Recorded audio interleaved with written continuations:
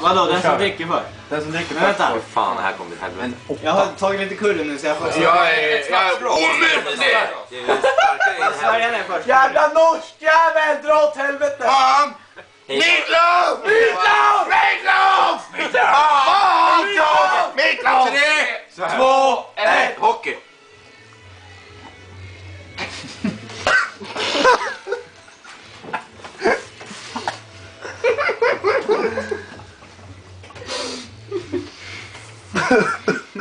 Vad är det bra?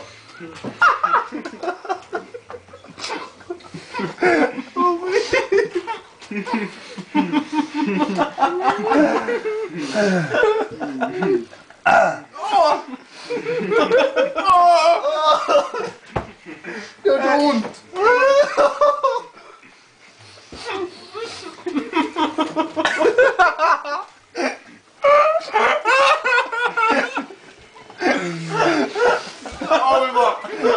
Jag trodde aldrig.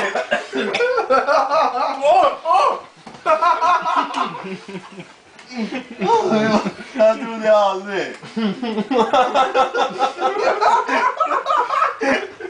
Kan du dricka eller? 2 spänn!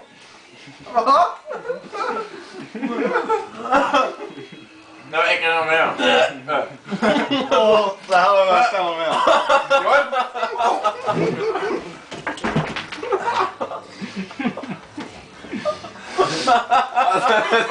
Det var så jävla äckligt!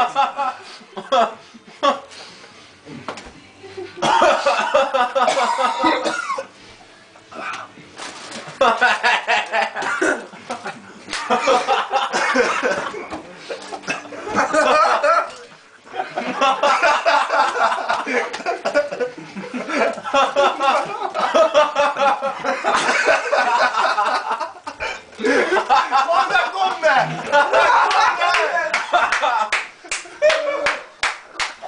Björn, vad ska du då?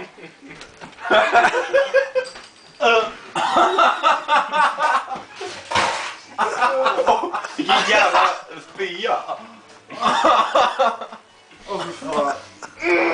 Det där är det värsta bra. Det där är det värsta jag har varit med om. Det är så jävla coolt ändå. Man kan inte andas. Och det är så jävla äckligt i munnen. Alltså, spya räknas som att dricka. När man till slut lyckades svälja det, då var det lugnt. Ja, men alltså, vidrigheten sitter fortfarande kvar. Ja. Men alltså, man kunde inte andas. Nej. Så du mitt bara flög här.